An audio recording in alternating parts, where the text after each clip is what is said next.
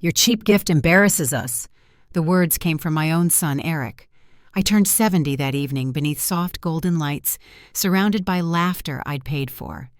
My name is Margaret, and I've spent a lifetime holding this family together. The air smelled of frosting and roses, everything arranged for celebration, not humiliation. I thought age would bring gratitude, not exile. But when Eric's voice hardened, I knew something had changed between us forever. That morning I'd written checks for every detail.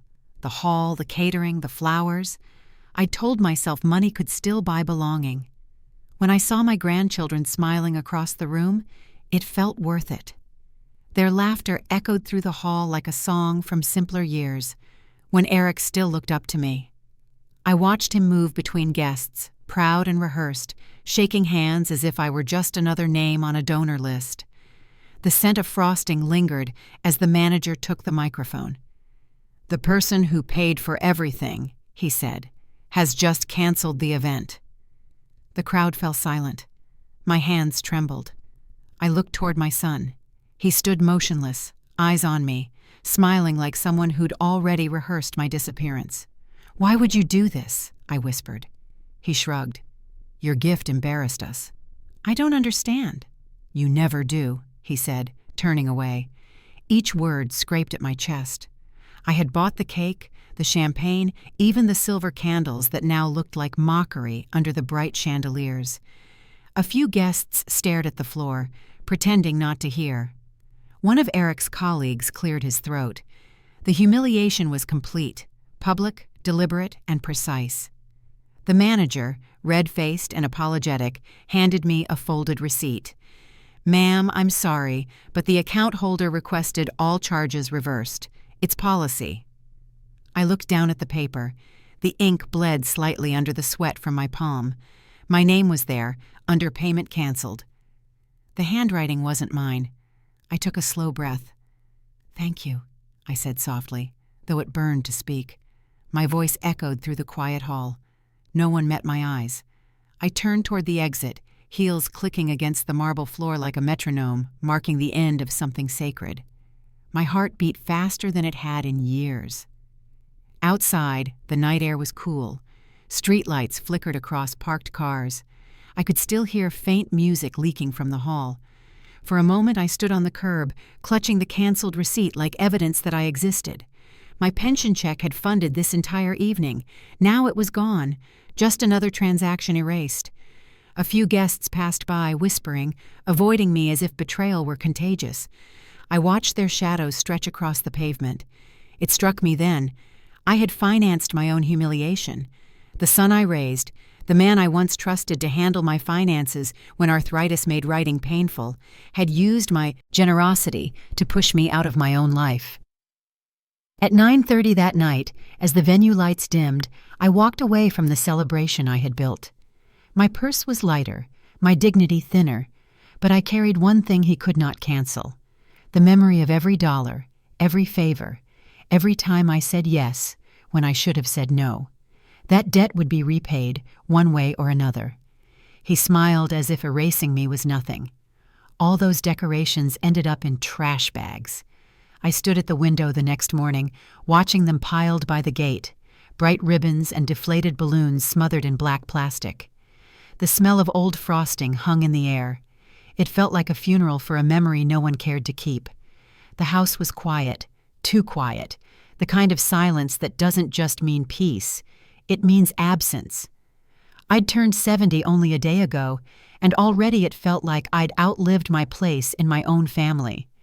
Mrs. Brooks from next door saw me staring. She crossed the street with her usual grace, a steaming mug in hand. "You didn't deserve that, Margaret," she said softly. Her kindness scraped against the ache in my chest. I nodded, unable to speak. The tea smelled of cinnamon, warm and human. I hadn't realized how cold my hands were until I held it. Inside, the remnants of last night sat like ghosts. Cake crumbs hardened on the counter. The family photo still hung above the mantel. Eric in his graduation robe, his father long gone, and me standing between them, pretending we were still whole. I had paid for that degree, Every semester, every book, even the suit he wore in the photo. I'd thought money would keep us close, but it had only built a bridge he used to walk away from me. By noon, the trash collectors came. I heard one of them laugh when the wind lifted a banner that read, "Happy Birthday, Mom." It fluttered once before vanishing into the truck. I closed the curtains. Somewhere in the distance, a child was blowing up a balloon. The sound made my chest tighten. I tried calling Eric that afternoon, straight to voicemail. I left a short message. No anger, just confusion. "Please call me. I need to understand." He never did. The next message came from the bank, not from him. A reminder about my automatic payments, the ones I'd set up years ago for household expenses. I thought about canceling them but hesitated. Fear of conflict had always been my quiet prison. Mrs. Brooks came again in the evening, bringing soup this time. She talked about her own children, how they lived far away but still called every week. I smiled at her stories, pretending not to envy them. When she left, I sat at the kitchen table and began writing. Not letters, just a list. What I own, what I pay for, what I've ignored. Each line felt heavier than the last. Somewhere between the mortgage payments and the electric bill, a truth surfaced. I'd given Eric too much control. He didn't just take my money, he took the boundaries that came with it. By 7 p.m., the street was quiet. The air carried the faint scent of rain. I walked through the house, turning off lights one by one, each click sounding like a small surrender. In the living room, the photo of Eric's graduation leaned slightly, its frame crooked. I reached out to straighten it, but my hand stopped mid-air. I couldn't bear to touch it. Not tonight. I sat down on the couch and stared at the doorway. Every object in that room, every curtain, every chair, was something I'd bought to make a home for both of us. Now they felt like evidence of my own denial. The longer I stared, the more it looked staged, as if someone had arranged my life to look perfect while quietly emptying it of meaning. It was past 10 o'clock when I finally locked the front door. The sound echoed through the hall, sharp and lonely. I whispered into the dark, not sure who I was speaking to. Maybe I was never meant to return. Why does my pension balance show withdrawals I never made? The words slipped out loud before I realized I'd spoken them. It was Monday morning, around 9:15, and I was sitting at the kitchen table with a mug of cold tea. The numbers on my phone screen didn't make sense. Several large transactions labeled household support. My breath caught. That account wasn't for anyone else. It was supposed to protect me when I could no longer work, my safety after years of sacrifice. I scrolled again, hoping my tired eyes were wrong. But the digits stayed. The last withdrawal was just 2 days before my birthday, for the exact cost of the venue. My pulse started to climb. I remembered Eric at the bank last spring, insisting I add him as a joint holder for convenience. I had believed him. Trust can be a kind of blindness when it's your child. By 10 o'clock, I was standing inside the local branch, the same one I'd visited for decades. The polished floor smelled faintly of disinfectant. A young clerk with bright eyes greeted me. "How can I help you today?" she asked. I handed her my phone and tried to steady my voice. "These withdrawals, I didn't make them." She studied the screen, then typed quickly. Her expression shifted. "These were authorized by your joint account holder." "My son?" She hesitated. "Yes, under the category of household support." Household support. The phrase twisted like a blade. My voice shook. "Do you see any receipts or notes attached?" She nodded. "Event planning, catering, and rental payments."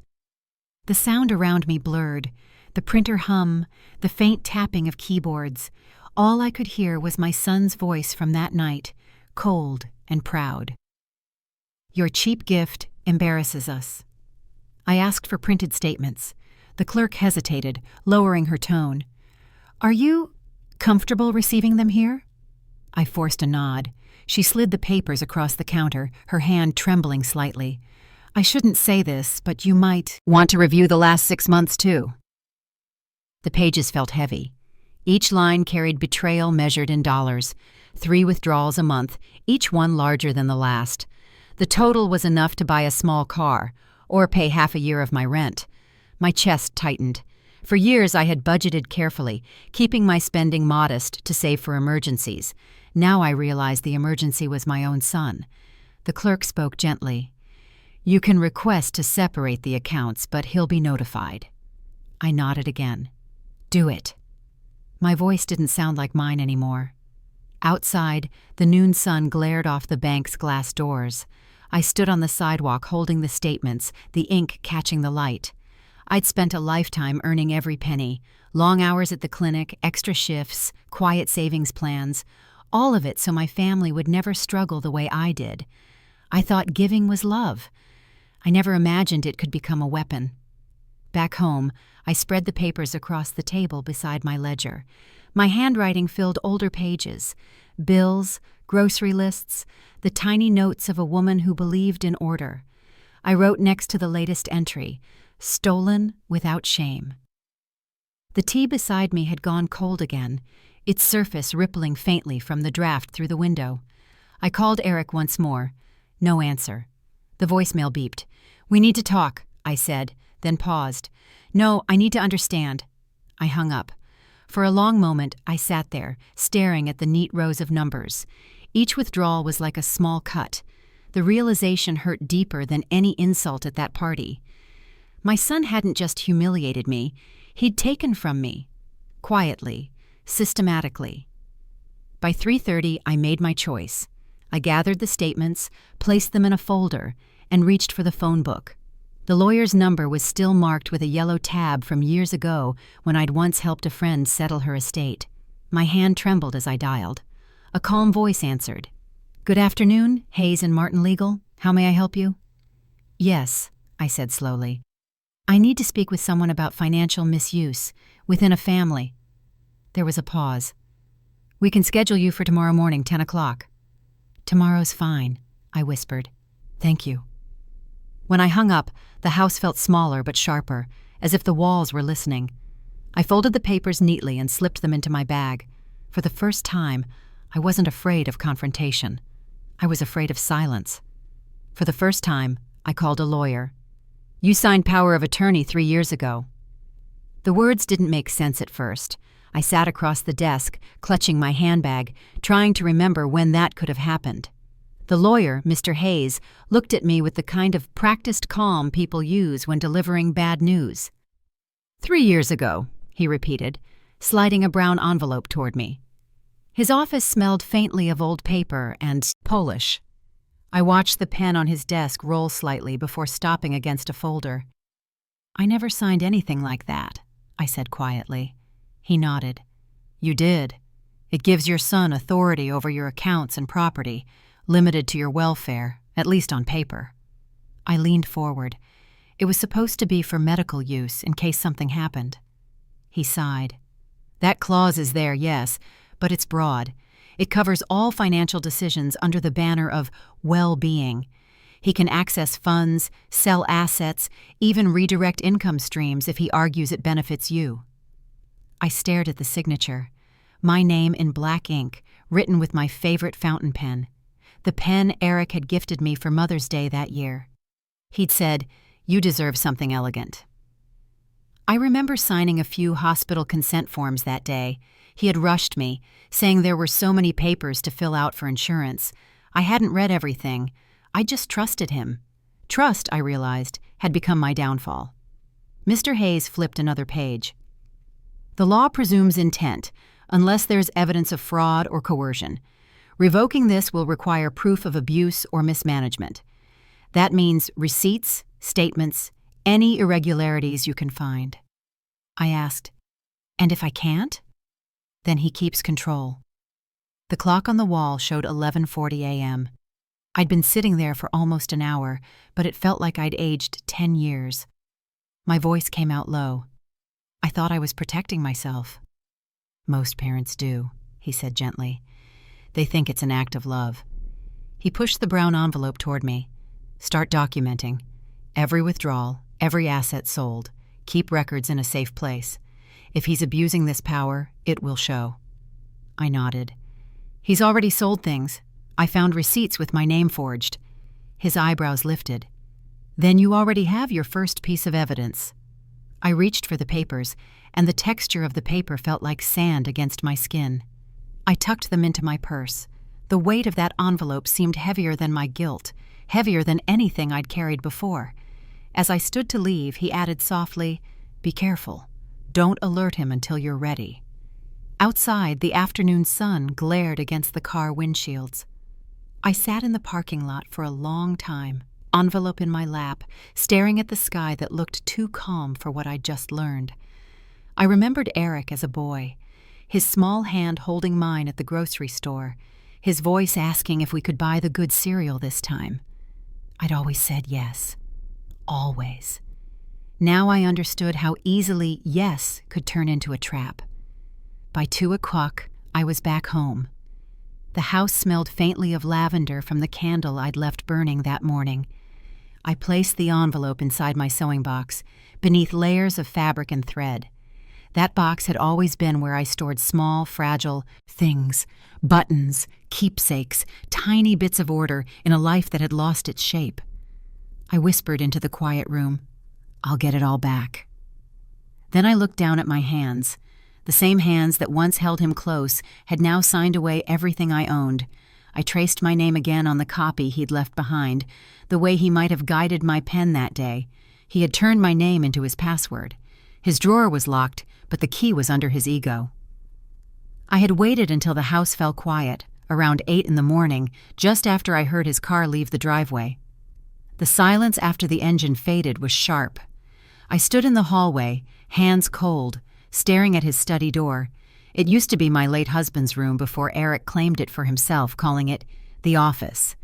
Now it was where my life's worth had been turned into paperwork I wasn't allowed to see. I stepped inside. The air smelled faintly of cologne and printer ink. Every corner was neat, almost staged.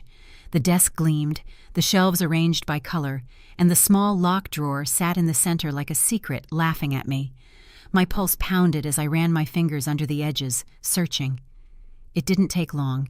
The key was taped beneath, right where arrogance hides, close but out of sight. The click of the lock was louder than I expected. My stomach twisted. Inside were folders, perfectly stacked, each labeled in Eric's handwriting. I pulled one out and opened it. Receipts, property sales, transfers, my name at the bottom of each page, but I hadn't signed a single one. The signatures were too smooth, too deliberate, forged. I felt my knees weaken. The paper smelled of fresh ink and deceit. He had sold my land, the only inheritance from my parents, months ago. I whispered to myself, "You took everything." My voice broke in the quiet. I heard a soft knock. I froze. Then Mrs. Brooks' voice came through the door. "It's me." I opened it a crack. She looked at me, worried. "Are you sure you want to dig through that?" I nodded. "I can't stop now." She hesitated. Truth can hurt more than lies. Not knowing hurts worse. She stepped inside and glanced at the papers spread across the desk. "Good Lord," she muttered. "These are signed by you." "They're not," I said. "He forged them, every one." She put a hand on my shoulder. "Take pictures, before he realizes." I pulled out my phone. My hands were shaking so badly the screen blurred, but I took them anyway, photo after photo. Each flash felt like reclaiming a piece of myself. At the bottom of the drawer, I found something small, a pawn ticket, yellowed around the edges. I lifted it and stared at the printed words. Description: gold ring with diamond setting, my wedding ring. My throat closed. He had sold it. I leaned against the desk. "He sold my ring." Mrs. Brooks' eyes filled with tears. "Why would he do that? For money? For control? Maybe both?" I could still remember slipping that ring off years ago after my husband died, promising I'd never sell it no matter how hard things got. That ring was the last honest symbol left in this house. Now it had a price tag.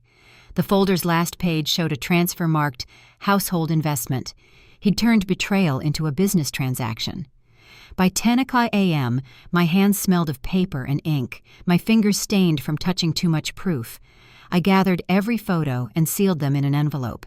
"He thinks I won't fight back," I whispered. Mrs. Brooks nodded slowly. "Then prove him wrong." I locked the drawer again, slid the key back beneath, and wiped the handle clean. The house looked the same as before, but it didn't feel like home anymore. That evening, I tucked the envelope beneath my mattress, alongside the legal documents for Mr. Hayes. I kept the pawn ticket separate in my purse, a small reminder of how far my trust had fallen. As the clock struck 9, I heard a sound at the front door. A firm, deliberate knock. My heart jumped. He's home early, I thought. But when I checked the time again, something felt off. Mrs. Brooks never came by this late. The knock that followed wasn't hers. "We received a report that you might be unsafe." The words arrived with a knock. It was just past 10 o'clock in the morning, sunlight stretching across my front steps. 2 people stood outside, one holding a clipboard, the other smiling like she didn't want to. Their coats looked too formal for the neighborhood. I knew that kind of politeness. It's the kind people use before asking questions meant to hurt. I stepped back and opened the door wider. "Who sent you?" The woman checked her papers. "Your son Eric. He expressed concern about your well-being. Said you've been confused lately, forgetting bills, leaving appliances on." My throat went dry. "That's not true." She nodded, voice calm. "We just have to check, ma'am." They walked in, eyes scanning the living room like detectives. The younger woman noticed the framed receipts on the table, the neatly labeled folders stacked by the wall. She looked almost sorry. The man began scribbling notes. The sound of his pen against the clipboard was too loud in that quiet room. "I'm perfectly fine," I said. "I pay every bill on time. You can see my ledger if you'd like." The younger woman smiled gently. "Could we?" I handed her the notebook I'd been keeping since the bank meeting, each transaction logged, each expense balanced. She flipped through the pages and nodded. "This is very organized." Her partner, however, didn't look convinced. "Memory issues can hide behind routine," he muttered.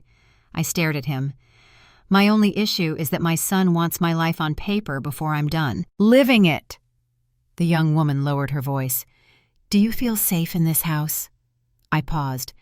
"Not when my name is used against me." The smell of fresh tea lingered from the pot I'd brewed earlier. I poured a cup and pushed it toward her. "Please," I said. "Sit. Let me tell you how a report becomes a weapon." She hesitated, but sat down. I explained the power of attorney, the withdrawals, the forged signatures. She listened quietly, nodding once in a while, eyes soft with something like pity. The man interrupted. "Ma'am, we're here to assess your environment, not family finances." "I know," I replied, "but that's where the danger lives." He wrote something down again. I watched his pen move, imagining the words, phrases like cooperative but defensive. I'd seen enough forms to know how easy it was to sound unstable when someone wanted you to. After half an hour, they stood to leave. The woman met my eyes. "We'll follow up soon," she said. Then more quietly, "Keep everything you just showed me safe." I nodded. "I keep copies of everything." As they stepped outside, I followed them to the window. Their car rolled away slowly, but moments later, another car approached. Eric's. He stopped right across the street, pretending to check his phone. Our eyes met through the glass. He smiled, just slightly, and drove off. It hit me then. This wasn't a misunderstanding. It was strategy. He wasn't just taking money now. He was building a case to take control of me. Not through anger, but through paperwork. I sat back down at the table. The tea had gone cold. The cup's rim still carried the faint mark of lipstick from when I'd tried to look composed. My hands trembled as I picked up my pen. I opened a fresh notebook and wrote the first line. November 12th, 11:20 a.m. 2 welfare officers visited. False report filed by Eric. I kept writing. Every word, every detail. The scratch of the pen steadied my breath. If he wanted records, I'd make sure mine were louder. By noon, I had 4 pages filled. The house was silent, except for the ticking clock above the fireplace. I realized something then. He could control my money, even my name, but not my memory. That was still mine. I closed the notebook and whispered, "This is my proof." Outside, the mail truck stopped by. I saw the young woman from earlier drop an envelope in my box before driving away. Government letterhead, sealed.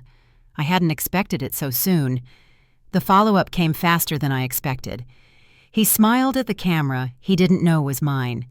It started 2 days after the welfare visit. I couldn't shake the image of those officers at my door, how easily words on paper could become shackles. That night, I made a list. At the top, I wrote one word: proof. The next morning, I took a cab downtown and walked into a small tech shop. The shelves were lined with gadgets I didn't understand, but I knew what I needed. Something small, something invisible. The clerk was a young man with kind eyes. "Looking for home security?" he asked. "Something discreet," I said. "For peace of mind." He nodded and showed me a micro camera hidden inside what looked like a decorative plug. "People use these for elderly safety monitoring," he said. I almost laughed. "Perfect," I replied. He offered to set it up, but I shook my head. "I'll handle it myself." His politeness carried no suspicion, and for that I was grateful. As I paid the $180, I realized I was spending what little savings I had left to protect truth itself. Back home, I placed the camera near the hallway mirror. It blended perfectly, just above eye level, facing the room where Eric liked to stand before work, straightening his tie, admiring himself in reflection. He always said, "A man's image builds trust." I wanted his own reflection to trap him. The following afternoon, I heard his car pull up around 3:15. My stomach tightened. He stormed through the door, face red, voice sharp. "What did you tell those welfare people?" I kept my tone steady. "Only what was true." "True?" he scoffed. "You're making me look like a monster. You want to destroy your own family now?" "Family doesn't file lies about confusion," I said. He laughed, short, bitter. "Everything you own exists because of me. Don't forget that." He was standing right in front of the mirror when he said it. I stayed silent, forcing my hands to stay still on the kitchen counter. Then came the spike. "If you keep talking to outsiders, I'll move you into care. You'll lose this house." His words cut through the quiet like a blade. "You already took enough," I said. He stepped closer. "You should be thanking me." For a moment I thought he might see the small lens. He didn't. He turned away, smoothing his shirt, still looking at himself. The moment passed. He left, slamming the door so hard the picture frame by the hallway rattled. I waited until his car drove off before moving. My hands shook as I retrieved the tiny card from the device. I played it on my laptop. The screen flickered, and there he was, his reflection captured in perfect clarity, his voice echoing through my speakers. "Everything you own exists because of me." Hearing it back felt worse than when he'd said it. It was the sound of ownership disguised as love. I replayed the clip 3 times. Each word stripped away the last layer of denial I'd carried. I wasn't crazy. I wasn't confused. I was being rewritten, and now I had the recording to prove it. Around 6 o'clock that evening, I brewed tea and sat by the window. The sunset cast long shadows across the wall, the same wall where his mirror hung. For years, that mirror had reflected pride, birthdays, and the soft light of family dinners. Now it reflected betrayal caught on camera. I whispered, "He won't see it coming." The tea had gone cold, but I didn't care. I opened my laptop again and saved the file twice, one on the desktop, one on an external drive I'd hidden inside a box of sewing supplies. When the phone rang, I almost didn't answer. It was Mr. Hayes, my lawyer. "You said you were gathering proof," he said. "I have it," I told him. "Then don't wait. Send me a copy tonight." I hesitated. "It's ugly." "Truth often is," he said. I clicked attach, selected the file, and hit send. Watching the progress bar fill, I realized something. Power wasn't loud or violent. It was quiet, methodical, and this time it was mine. The email confirmed. The file was sent. I leaned back, staring at the hallway mirror as the last trace of daylight faded from the glass. For the first time in months, I didn't feel afraid. I felt certain. I sent a copy to the lawyer. He found the camera before the lawyer did. I woke to shouting. The sound tore through the morning air like glass breaking. My first thought wasn't fear, it was calculation. He shouldn't have been home that early. I had timed everything. The clock on the nightstand said 7:42. Too soon. "Where is it?" he yelled. His voice came from the hallway. Then came the sound of something crashing, wood hitting tile. I ran out and saw him standing by the mirror, the small plug casing in his hand, wire ripped, lens shattered. The proof was gone. "You spy on me now?" he said, eyes wide with fury. "I had to protect myself." "Protect yourself from what? From me?" He threw the broken piece onto the floor. It cracked again, smaller pieces scattering under the light. My heart was pounding, but I kept my tone steady. "You recorded yourself, Eric. I didn't have to make you say those words." "You think this makes you look sane?" he sneered. "You've finally lost it." I grabbed my phone from the counter. "I'm calling the police." He stepped closer, laughing quietly. "Go ahead. Tell them your son yelled at a wall." For a moment, he seemed almost calm. Then he looked around the room, scanning every corner like he could still hear himself being watched. "You think this will save you?" he said. "You've just made me your enemy." He left before I could answer. The front door slammed so hard the frame shook. I pressed the call button anyway. My voice trembled as I spoke to the dispatcher. "My son just destroyed property and threatened me." The operator asked if I was in danger. "Not right now," I said, "but I might be soon." 20 minutes later, a patrol car pulled up. The officer, mid-40s, calm voice, eyes that had seen this kind of thing too often, stepped inside. His badge caught the morning light. The shine, flickering across the broken lens pieces scattered on the rug. He looked around. "He's gone?" "Yes. He left before you came." "Did he hit you?" "No." "Then for now, it's just destruction of property." "Just," I repeated. The word stuck in my throat. He picked up one of the larger shards. "This a camera?" "It was. I used it to protect myself." "Got anything saved?" I shook my head. "He found it before I could back it up." The officer sighed. "You can file for a restraining order, but without proof, it's difficult." I looked at the pieces again. He made sure of that. He wrote a short report, asked a few more questions, and handed me a copy. "You need someone who'll see what's really happening," he said. His voice softened. "We see this kind of control a lot. Keep documenting, just in safer ways." When he left, the silence pressed heavy against the walls. The smell of cold coffee lingered from the pot I'd made earlier. I stared at the envelope he'd left with the incident number on it and slipped it into my drawer, next to old bills and receipts, paper traces of everything I'd lost. By noon, the house felt smaller. Every shadow looked like him returning. My reflection in the mirror stared back, tired, older, but unbroken. The broken lens on the floor caught a small ray of light, splitting it into faint colors. Proof, even shattered, still reflected truth. I swept the pieces into a paper bag, folded it tight, and whispered, "You won't erase me." Then I sat at the kitchen table and wrote everything down. Time, words, tone, movement.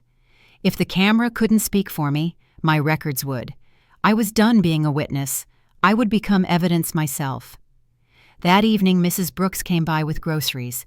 She looked at the door frame, the scuff marks, the nervous way I held the pen still in my hand. "Rough morning?" she asked. "He found it," I said. She paused. "Then he knows you're not afraid anymore." I looked at her, realizing she'd seen more than I thought. She gave a small nod, a kind of promise between survivors. "You're not alone," she said quietly. After she left, I locked every door and sat near the window, watching the streetlights flicker on one by one. For the first time, I didn't feel trapped inside the house. I felt like the walls were holding witness. The fear was still there, but underneath it was something sharper, resolve. He could destroy objects, but not perception. People had seen. They were starting to understand. Mrs. Brooks wasn't the only one watching anymore. Sometimes silence in a room is a kind of verdict. The church hall smelled faintly of polish and old paper, the kind that carries memory. Rows of wooden benches faced the small podium at the front. I could feel every eye as I walked to the center. My palms were damp. My heart beat too loud for the quiet space. Eric sat near the back, arms crossed, a practiced calm masking the rage I knew lived behind it. The pastor nodded for me to begin. My voice shook, but I spoke anyway. "Thank you for letting me speak today. I've lived among you for 30 years. You know me. You know what my family used to look like." Someone whispered softly, maybe a prayer. I continued. "What you don't know is what happens when trust becomes currency, and someone decides to spend it all." The air felt heavier. I pulled my small notebook from my bag and placed it on the pew beside me. The pages held months of notes, withdrawals, copies of receipts, each one a scar on paper. "I didn't come to accuse," I said. "I came to explain." My hands trembled as I flipped a page. "The property transfers you've heard whispers about? My name was forged. The welfare visit? That was his doing too. He wanted me declared unfit so he could take the house." Gasps moved through the room like wind through leaves. I saw Mrs. Brooks nod slowly, confirming what she'd seen. But Eric didn't move. He leaned back, smirking, pretending the words bounced off him. "I know this isn't easy to hear," I said, voice cracking. "But silence protects no one." The pastor looked at me, then at him. "Would anyone else like to speak?" Mrs. Brooks rose, clutching her phone. "I think they should hear this." She pressed play. Eric's voice filled the hall. "She's too old to matter. She can't even manage her own bills." The words echoed off the walls. A sharp intake of breath came from the crowd. Someone muttered, "Lord have mercy." I turned to look at him. For the first time, his smirk faltered. "That's not me," he said quickly. "That's been edited." The pastor's brow furrowed. "Do you deny saying it?" "I deny everything," Eric snapped. "This is defamation." I stepped forward. "Then show them your proof." He froze. His mouth opened, but no words came. The silence that followed stretched longer than any sermon. It wasn't peace. It was judgment. Even the ceiling fan seemed to pause. The pastor's tone softened, but it carried weight. "Sometimes, son, silence tells its own story." Eric stood abruptly, chair scraping against the floor. "You people don't know what's really going on." His voice cracked at the end, thin and uncertain. He stormed out, door slamming behind him. The echo lingered like a closing note. When the sound faded, the pastor looked back at me. "Truth is heavy," he said quietly, "but it stands." I nodded, unable to speak. My throat felt raw. I looked down at the notebook still open beside me. The handwriting small, deliberate, careful. Proof, finally seen. As the room began to buzz with quiet conversation, Mrs. Brooks placed a gentle hand on my shoulder. "You did the right thing," she whispered. "He won't undo that." I didn't answer.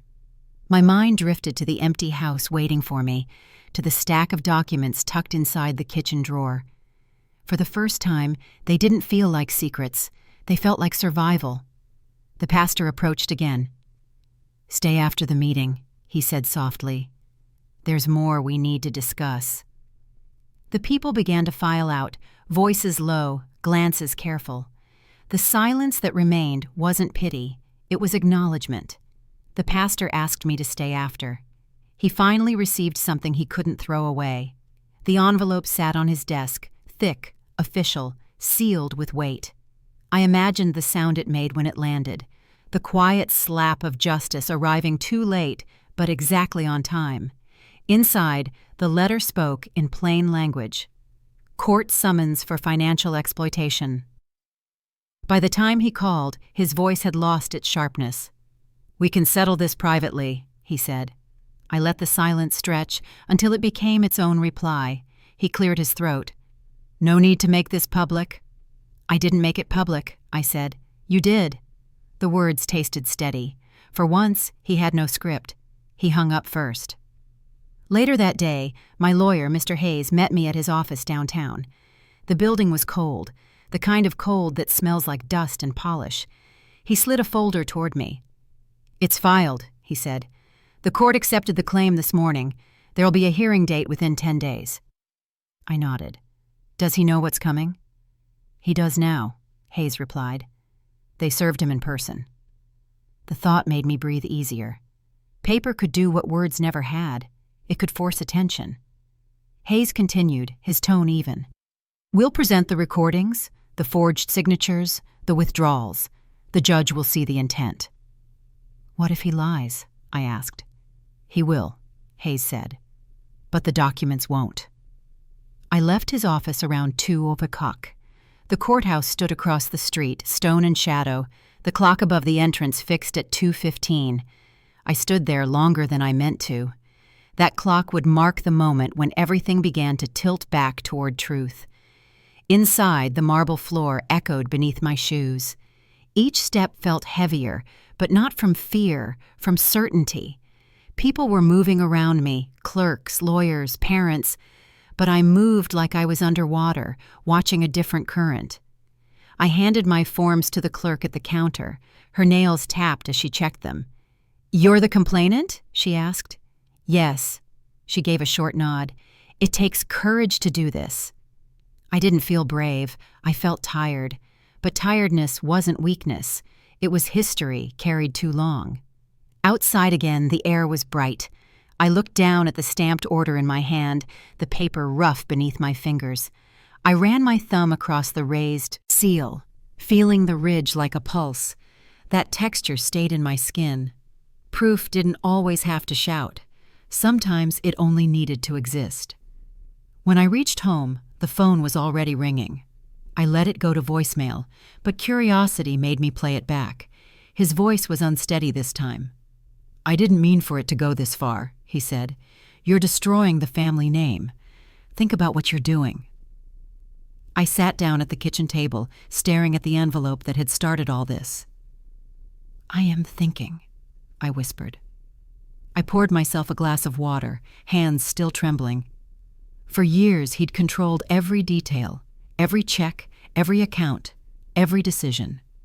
But he couldn't control what a judge would read in black ink. The law had its own kind of memory. By evening, Hayes called again. "The summons has been acknowledged," he said.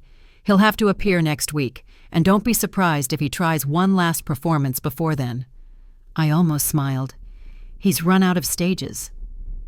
After I hung up, I opened my diary and wrote the date. Thursday, 2:15 p.m., courthouse clock. Some moments deserve to be remembered exactly as they are. I thought of the envelope's journey, from clerk to messenger to his desk, and how something so simple could carry such weight. He had thrown away everything else, trust, decency, even blood. But this he couldn't discard. When the night settled in, I left the stamped order on the mantel, beneath the photograph of my parents. They had always believed in fairness, in things settling where they should. The phone rang again, later this time. He didn't sound angry anymore, just small. "I can represent myself," he said. "You won't win." But I heard the fear under the bravado. He showed up without a lawyer. He looked smaller under oath. The courtroom was colder than I remembered. The air carried that dry paper smell, ink, dust, and judgment mixed together. He sat at the witness table, shoulders hunched, the same man who once filled every room with noise. Now he looked like the echo of his own arrogance. The judge asked him to stand. "Do you swear to tell the truth?" "I do," he muttered. The words sounded thinner than they used to. My lawyer adjusted his tie, then pressed the button to start the playback. His voice filled the room through the small speaker. "Everything you own exists because of me." Gasps rippled through the benches. The judge's expression didn't change, but the silence afterward did. It carried weight. I watched him try to keep his face still, jaw twitching, eyes darting toward the floor. Mr. Hayes placed the next document on the table. "These are the forged receipts," he said. Same signature, same hand. The clerk passed them to the judge, who studied them for a long moment. He tried to speak, but his voice cracked. "She gave me permission," Hayes cut in. "Not for the transfers, not for the withdrawals." The judge's tone was calm but sharp. "Mr. Thornton, were these documents created by you?" He hesitated. "I don't recall." "Then perhaps this will help your memory," Hayes said, pulling out the welfare report, "filed 3 months before you changed her accounts." The sound of paper against paper filled the space. Every sheet was a reminder of what he'd taken. He turned toward me suddenly. "You think you've won? You're destroying everything we built." I met his gaze. "You destroyed it yourself." The judge raised a hand. "Order." The gavel struck once, sharp, final. That sound made my chest tighten, but not from fear, from closure. Hayes lowered his voice. "We rest our case, Your Honor." The judge nodded and leaned back. "I've seen enough." He looked straight at him. "You'll repay the funds, Mr. Thornton, every dollar. You'll also relinquish control of her estate accounts, effective immediately." The courtroom stayed quiet, except for the scratch of the clerk's pen recording the verdict. He tried one last trick, the soft tone, the trembling lip. "I didn't mean to hurt anyone," he said. The judge didn't flinch. "Intent doesn't erase harm." I stared at the family ring sitting on the evidence table. It had been mine once, stolen during the same weeks he emptied the accounts. The metal looked dull now, stripped of its old shine, but in that moment, it gleamed like truth. When the judge spoke again, his voice carried through every corner of the room. "This court finds in favor of the complainant." The gavel came down hard. The sound echoed off the walls, final, undeniable. Justice doesn't always roar. Sometimes it lands like thunder and leaves silence in its wake. I exhaled, slow and steady. Hayes placed a reassuring hand on my shoulder. "It's over," he said. But it wasn't over for him. He stayed frozen, staring at the floor, lips pressed together. The arrogance was gone, replaced by something smaller. Fear, maybe shame. The bailiff gathered the papers, the judge stood to leave, and the courtroom began to empty.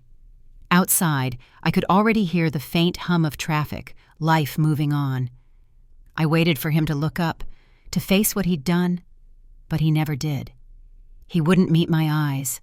Silence finally belonged to me. By the end of the week, he was gone. His clothes, his papers, the noise he carried, vanished. The house felt strange without it, like a wound that had stopped bleeding but hadn't yet healed. I met the agent that morning to finalize the sale. She was polite but brisk, the kind of person who's seen too many endings to treat one as special. She slid the folder across the counter. "Once you sign, the funds go directly into your account," she said. "Your name? Only." The pen felt heavy. When the last page was done, she smiled faintly. "You did the right thing." I nodded. The money wasn't comfort, it was correction. Every dollar represented a return of something taken. When I stepped back into the house, the rooms looked larger than I remembered. Echoes traveled farther.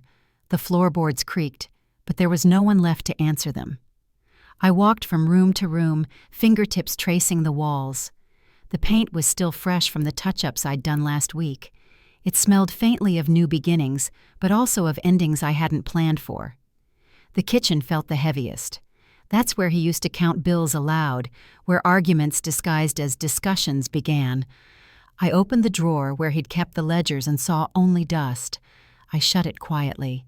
In the living room, a single packed box waited near the open window. Sunlight stretched across it, the corners soft and warm. I reached down, running my hand along the cardboard. It was rough, solid, something real in a place that had spent years pretending. I remembered how he used to stand by that same window, phone in hand, whispering about transfers and investments. His lies had lived in these walls longer than any of us. But now, the only thing left was air moving freely again. Around noon, I checked my phone. The agent had texted, "Funds cleared. Congratulations." The message didn't feel like victory. It felt like permission to exhale. I sat on the floor, back against the wall, and let the quiet settle. For the first time, the silence wasn't a weapon. It was mine. There was still one thing to do. I opened the small tin box I'd kept in the cupboard. Inside were receipts, notes, and a copy of the signed sale contract, proof of closure. I pressed my palm against the papers. They were cool, smooth, final. A neighbor knocked lightly at the door.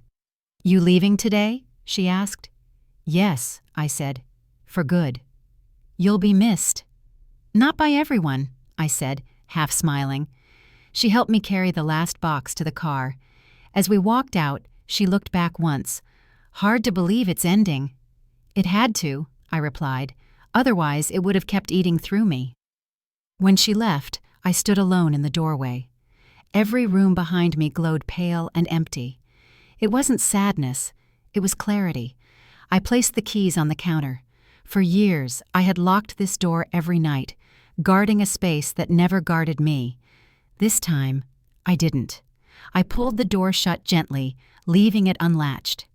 The afternoon breeze slipped through the open window, carrying the faint smell of paint and paper through the hall. It felt like a benediction, but one envelope still waited unopened. He left an apology I couldn't read at first. Mrs. Brooks knocked around 8 that morning. Her hands trembled as she held out an envelope. "He asked me to give this to you," she said softly. I nodded, taking it without a word. The paper was creased, torn at one corner, like it had been carried around too long before courage finally caught up to him. I set it on the kitchen table and stared at it for a while. The air felt still, heavy with that strange mix of curiosity and dread that comes when truth shows up too late. The faint smell of wax from last night's candle still lingered, a reminder of quiet things that refused to fade. When I finally opened the envelope, his handwriting was smaller than I remembered, uneven, uncertain. The first line read, "I don't expect forgiveness, but I need to say this." He wrote about fear, about how he'd felt cornered, convinced that control was the same thing as safety. He confessed that he resented my independence, that it made him feel useless. He said the money was never about greed. It was about pride. The words were shaky, like guilt pressed through ink. Then he mentioned the ring. "Selling it was my lowest point," he wrote. "It wasn't for the money. I wanted to hurt you the way I thought you'd hurt me." I stopped reading for a while. The morning light had shifted across the table, turning the paper almost translucent. I poured myself some coffee, hands still unsteady. The clock ticked softly in the next room. It was nearly 9. Every sound felt amplified. The spoon against the cup, the creak of the chair, the whisper of the page when I picked it back up. He wrote about the trial, too, said he'd felt humiliated, that watching the evidence play out had been like hearing his own rot echo back at him. "You were right to leave," he ended that paragraph with. I'm sorry it took losing everything to see what I'd become. Mrs. Brooks had stayed on the porch, waiting quietly. I stepped out to thank her. "He didn't look well," she said. "I'm not surprised." She hesitated. "Will you write back?" "No," I said. "Some things end in writing." After she left, I sat again, staring at the letter. Forgiveness is strange. It doesn't arrive when someone asks for it. It grows slowly, like interest on an old debt you stopped checking years ago. I folded the letter neatly, then unfolded it again. I read the last line out loud. "If you ever light that candle again, I hope you think of peace, not anger."